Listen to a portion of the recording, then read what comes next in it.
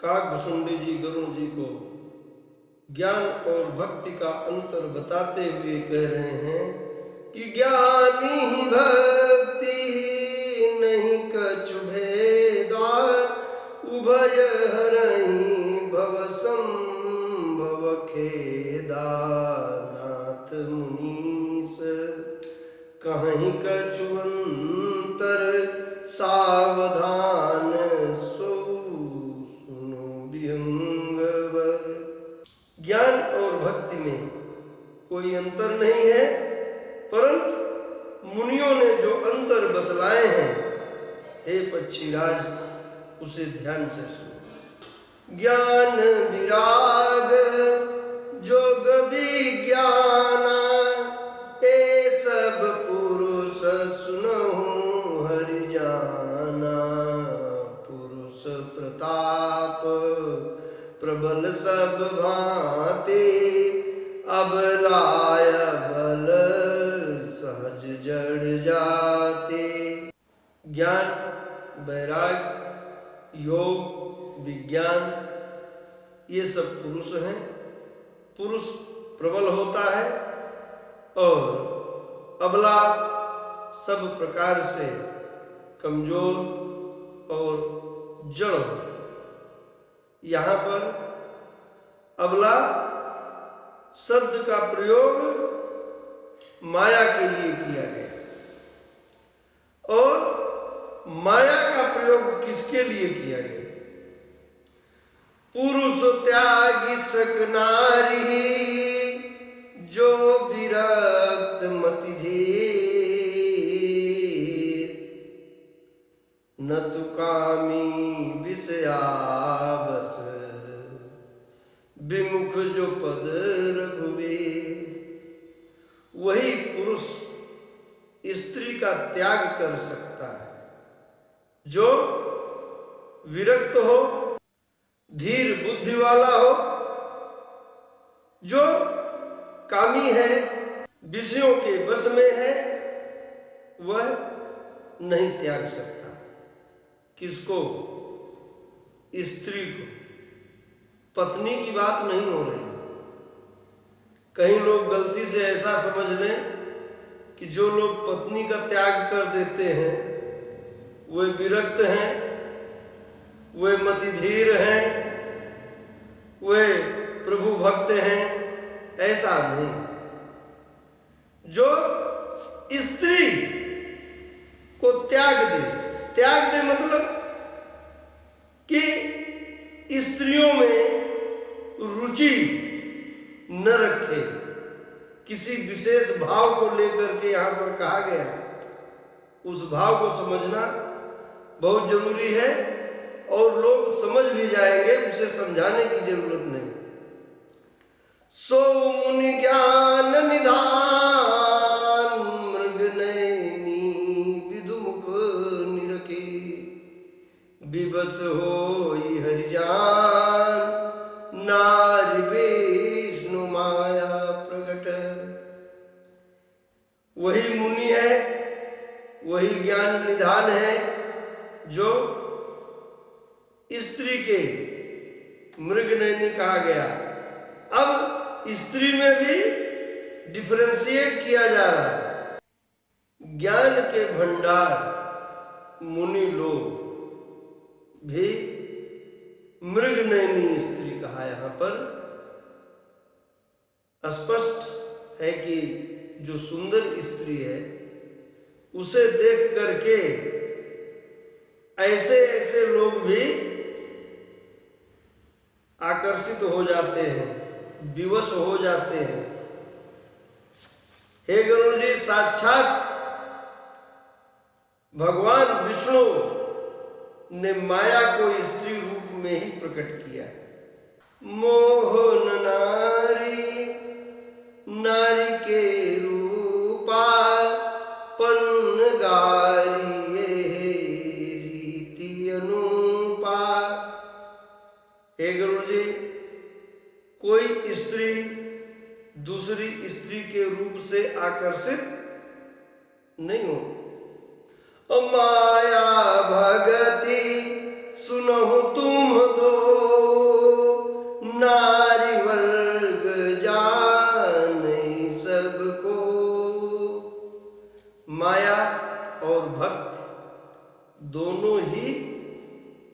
स्त्री हैं, सब जानते हैं। और पुनि रघुबीर भगति प्यारे, माया खलु नर्तकी बिचारी। भक्ति श्री राम जी को प्रिय है और माया तो नर्तकी है बेचारी, नाचने वाली कहा गोस्वामी जी ने। लेकिन मैं जो समझ रहा हूं कि माया कहां नाच रही, मुझे माया नाचती हुई नहीं दिखती। मुझे माया के चारों ओर हम लोग नाचते हुए दिखाई पड़ते हैं। और माया सबको नचा रही, किसको माया नहीं नचा पाएगी। भगति ही सानो कुल रघुराया, ताते ते ही डर पति अति माया। भक्ति श्री राम जी के अनुकूल है, इसलिए माया उससे बहुत अधिक डरती है। राम भगति निरुपम निरुपाधि, बसई जासूर सदाय बाधे। श्री राम जी की भक्ति प्राप्त कर लेने पर यह भक्ति उस शरीर के अंदर बिना रोक टोक के विद्यमान रहती है। और जब वहां पर भक्ति विराजमान है तो जैसे ही माया देखती है कि यहां पर भक्ति है तो वहां पर वह प्रवेश नहीं करती, या यूं कहें कि उस देहधारी को प्रभावित करने का प्रयत्न नहीं करती।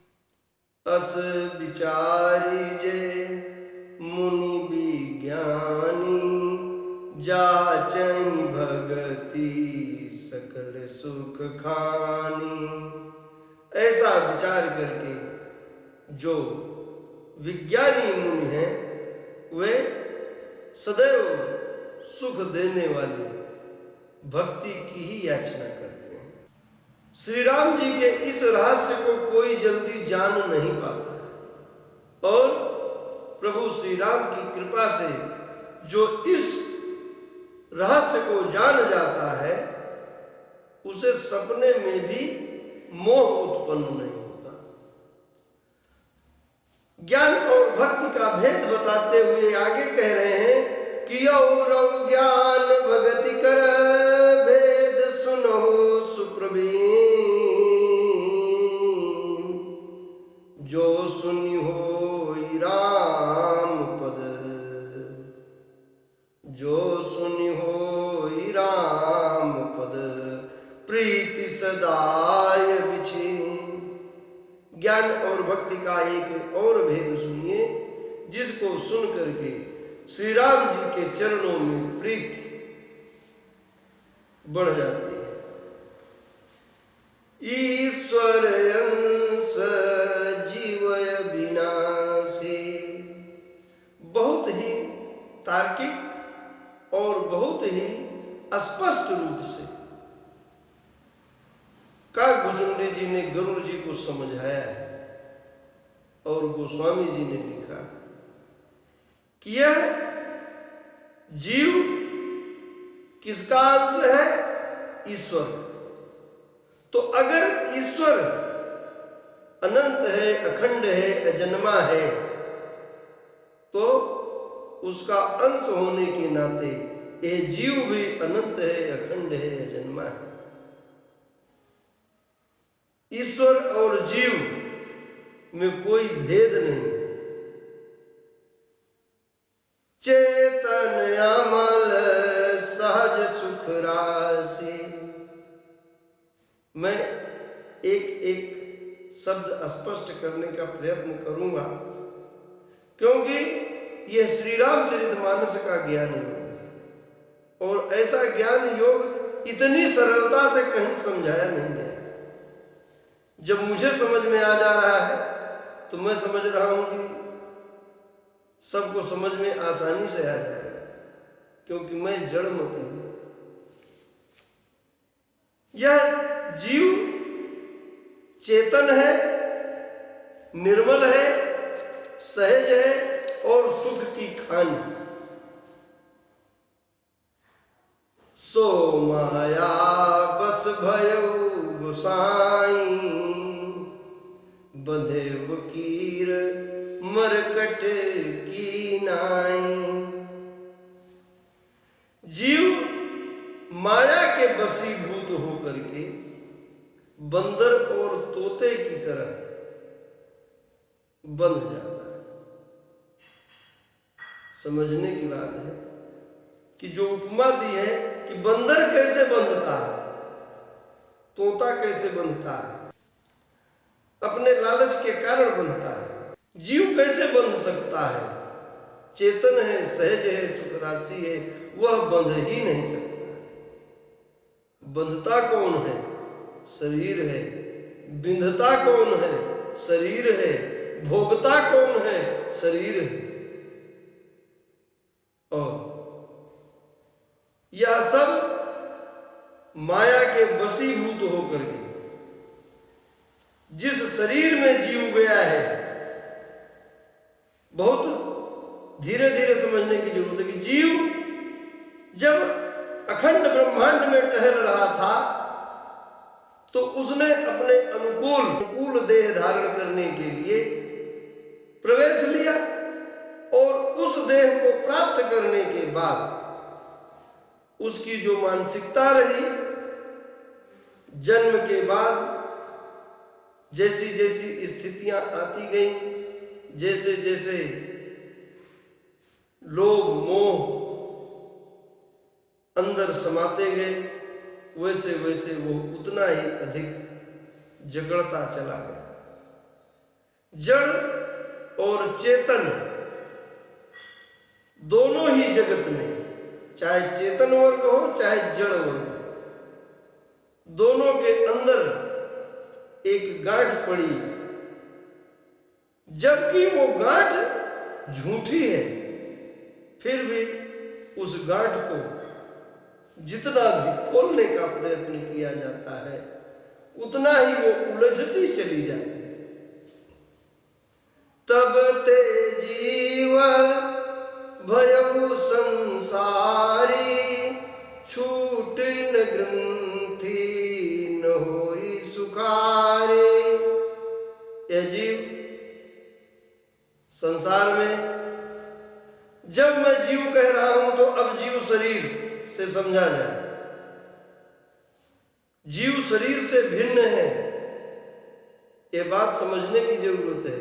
यह शरीर संसारी हो गया और इस संसार को ही अपना और अपने को संसार,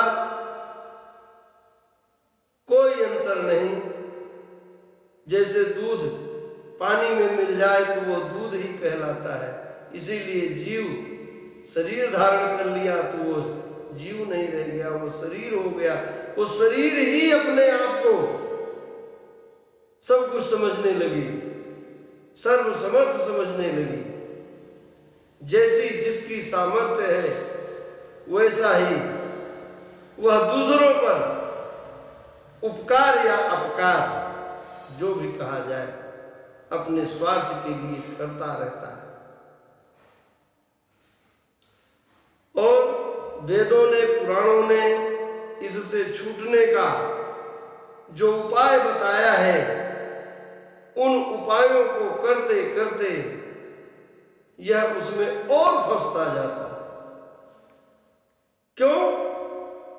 कि जीव हृदय तम मोह विषेकी, ग्रंथि छूटी किमि परई न देखी। कह रहे हैं कि जीव के हृदय में, जीव के कोई हृदय होता है क्या? हृदय शरीर के होता है, हृदय शरीर का अंग है, जीव का अंग नहीं है। लेकिन यह इसीलिए कह रहे हैं कि जीव ने शरीर को ही जीव समझ लिया, इसीलिए बार बार जीव कह रहे हैं। हृदय में मोह रूपी अंधकार विशेष रूप से अपनी जड़ जमा लिया, वह गांठ दिखाई ही नहीं पड़ रही। इतनी राख आग के ऊपर हो गई कि वह आग दिखनी बंद हो गई और उससे बचाव कब होगा कि अस संजोग ईस जब करई तब हूँ कदाचित सो निर्वरई। जब कभी ईश्वर ऐसा संजोग बना तब यह गांठ छूट जाती है। ईश्वर कैसा संयोग करें कि सात्विक श्रद्धा धेनु सुहाई, जो हरि कृपा हृदय बस आई। जप तप व्रत जम नियम अपारा, जे श्रुति का शुभ धर्म आचारा। तेई तृण हरित चरई जब गाई, भाव बच शिशु पाई पिन्हाई। नोई निवृत्ति पात्र विश्वासा, निर्मल मन अहिर निज दासा। परम धर्म में पय दुहि भाई, अवटय अनल अकाम बनाई। तोस मरुत जब क्षमा जुड़ावे, धति समझावनु देई जमावे। मुदिता मथये विचार मथानी, दम यदार रजु सत्य सुबानी। तब मथि काढ़े ले नवनीता, विमल विराग सुभग सुपुनीता। सात्विक श्रद्धा रूपी गाय घर में आ जाए और जप तप व्रत नियम जो वेदों में आचरण कहे गए हैं, ऐसे घास को वो चरे और भाव रूपी बछड़े से पिन्हाई शब्द का इस्तेमाल किया, जिसको कहते हैं हमारे यहाँ कि दूध दूहने के पहले गाय पन्हाई गई है कि नहीं पन्हाई गई। निवृत्त रूपी रस्सी जो गाय के पिछले दो पैरों में बांधी जाती है और विश्वास दूध दूहने का पात्र हो। निर्मल निष्पाप मन जो स्वयं अपना दास है वह दूहने वाला अहीर हो। इस प्रकार निष्पाप धर्ममय रूपी दूध को दूह करके निष्काम रूपी अग्नि पर तपाया जाए और संतोष रूपी हवा से उसे ठंडा किया जाए। प्रसन्नता रूपी कमोरी में जिसमें उस जमाए हुए द्रव्य को मथा जाता है, तत्व ज्ञान रूपी मथानी से मथा जाए और उसमें से निर्मल सुंदर अत्यंत पवित्र वैराग्य रूपी नवनीत को निकाला जाए। जो अग्नि कर प्रकट तब कर्म शुभा शुभ लाए, बुद्धि सिरावै ज्ञान घृत ममता मल जरि जाए। योग रूपी अग्नि को प्रकट करके अपने शुभाशुभ कर्म रूपी लकड़ी की आहुति दे करके उस नवनीत को जो निकाला गया था जला करके ममता रूपी जो उस नवनीत का अंश है जला दिया जाए, फिर उस ज्ञान रूपी घी को निश्चयात्मिका रूपी बुद्धि से ठंडी करे। तब विज्ञान रूपिणी बुद्धि विशद घृत पाए, चित्त दिया भरी धरे दृढ़ समता दियटी बनाए। तब विज्ञान रूपिणी घी को चित्त रूपी दिया में समता रूपी दीवट बना करके तीन अवस्था तीन गुण ते कपास ते काट, तूल तुरी सवारी पुनी बाती करे सुगार। तीनों अवस्थाओं, तीन अवस्थाएं कौन सी हैं? जागृति अवस्था, स्वप्न अवस्था, सुषुप्ता अवस्था, ये तीन अवस्थाएं हैं। और तीन गुण सत्व रज तम, इनके कपास से बाती बनाई जाए। ए विधि ले सईदी तेज राशि विज्ञान में, जात ही जा सुसमी जरहि मदादिक सलभ सब। इस प्रकार तेज की रास विज्ञान में दीपक को जलावे, जिसके समीप जाते ही मद मोह आदि पतंगे जल करके भस्म हो जाते।